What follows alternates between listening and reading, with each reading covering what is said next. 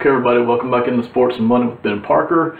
Again, looking at the Kansas City Chiefs. We're going to be looking at Sammy Watkins.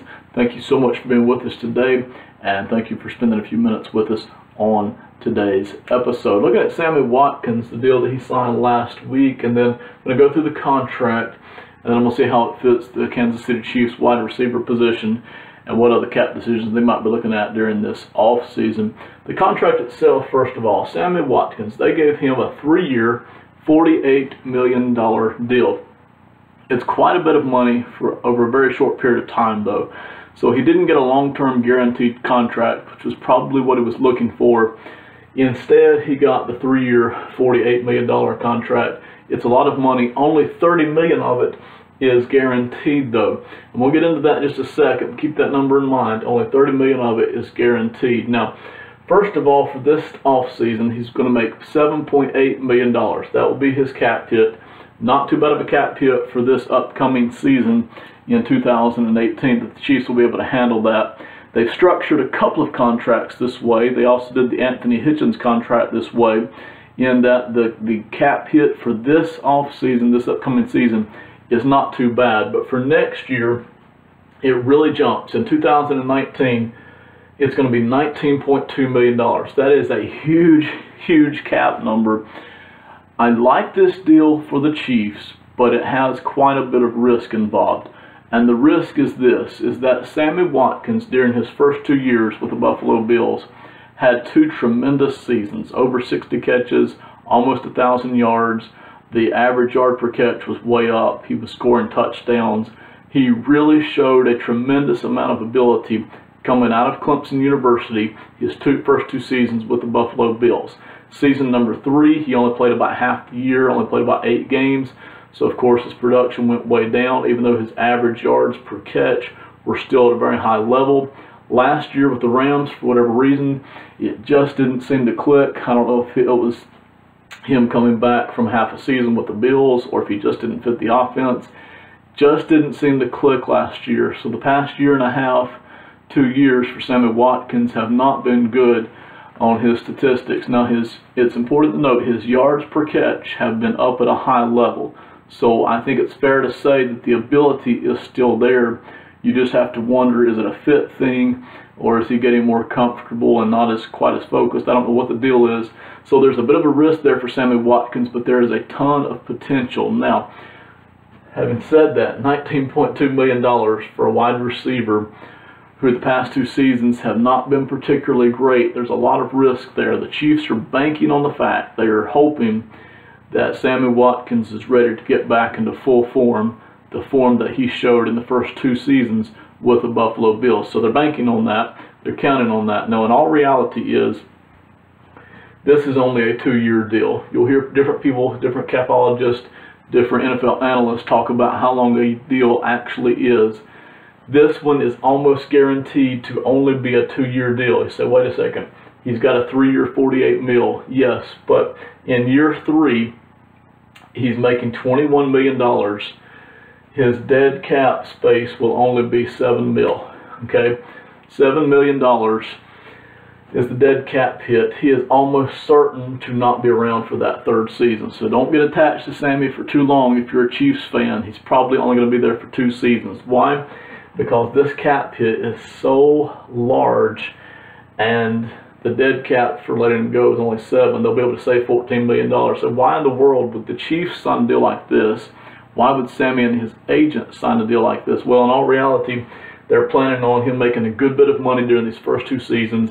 He will still only be, I think, 27, 28 when he's, after this 2nd season here. He will still have plenty of time to sign another high volume, high money contract with plenty of guaranteed money if he does pretty good over his next 2 seasons. So there's no reason he can't.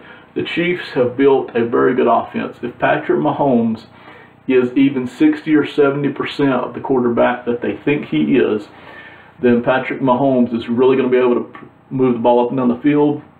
He's going to be able to spread the ball around to a lot of different weapons. They've got Travis Kelce at wide receiver. They've got Tyreek Hill at the wide receiver spot. They've got the running back position with Kareem Hunt covered. They've got quite a bit of weapons on the offensive side of the ball now. You add Sammy Watkins into that mix, I really think he can produce. There's no reason that Sammy can't produce over the next 2 seasons. So Sammy and his agent full well understand that he's probably not going to be around to collect that 3rd season of money. Still, though, you've got $30 million guaranteed. It's a pretty good safe contract for Sammy. If you're the Chiefs and after 2 seasons you don't like what you're getting out of Sammy Watkins, you can get out of it. Now, I'm going to come back to his contract in a second. I want to move over to the wide receivers for just a second. You'll see here that the Chiefs simply do not have a lot of money invested in the wide receiver position. You've got Chris Conley topping out at $2.1 million. After that, it really falls off. Everybody else is making less than $1 million per season. $769,000, $720,000, $705,000. Tyreek Hill. This is maybe the best deal in the entire NFL. Tyreek Hill is making $705,000 against the cap during this next 2018 season. You will note, though, this contract for, and I said I would come back, for Sammy Watkins, after 2 seasons, it's very likely that they're going to let him go. They're not going to want to pay the 21 when they can drop him for a $7 million dead cap hit. That also coincides with the timing of Tyreek Hill's contract running out. Tyreek Hill has 2 more seasons left on his contract. They won't be able to pick up a 5th-year option on Tyreek Hill because he wasn't drafted in the 1st round. So it's only a 4-year deal for Tyreek Hill. If he continues to play at the level he has been, they'll have a great bargain for the next 2 seasons, and then they'll have to make a decision, either to put the franchise tag on Tyreek Hill or to try to really get serious about signing him up. But what it does do, if Sammy Watkins, and listen, his average yards per catch are still up, so you know that he is capable of producing. You just don't know how many targets he's going to get every year and if he's going to be able to get those numbers back up to where they were the first 2 years in Buffalo.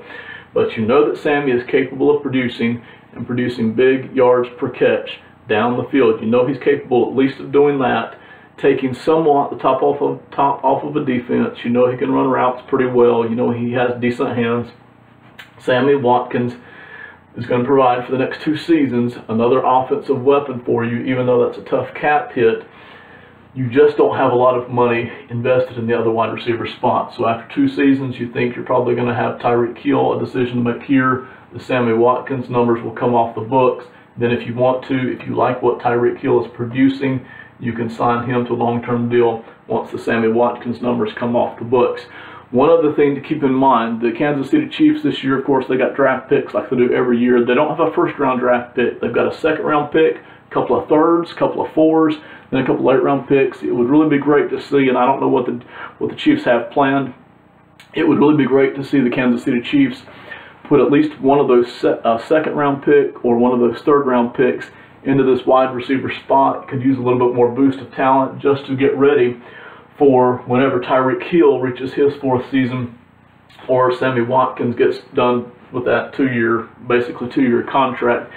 If you're the Chiefs front office and you're doing a good job, and you are, it's up to you to look ahead to 2020, because Patrick Mahomes is still going to be under a very good rookie deal.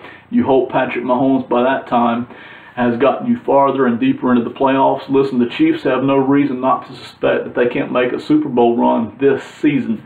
But certainly if you're looking for the seasons upcoming, while Patrick Mahomes is still under that rookie contract, while your window of opportunity is still open, you want to look ahead to 2020 and 2021 as well. That seems like a long way off, but those seasons come and go in a hurry when you've got a quarterback like Patrick Mahomes on a rookie deal.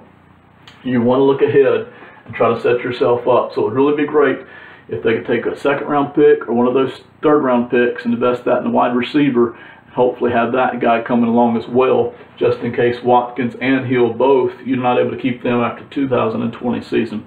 So that's the Sammy Watkins deal. That's what we're looking at for the Kansas City Chiefs for this offseason.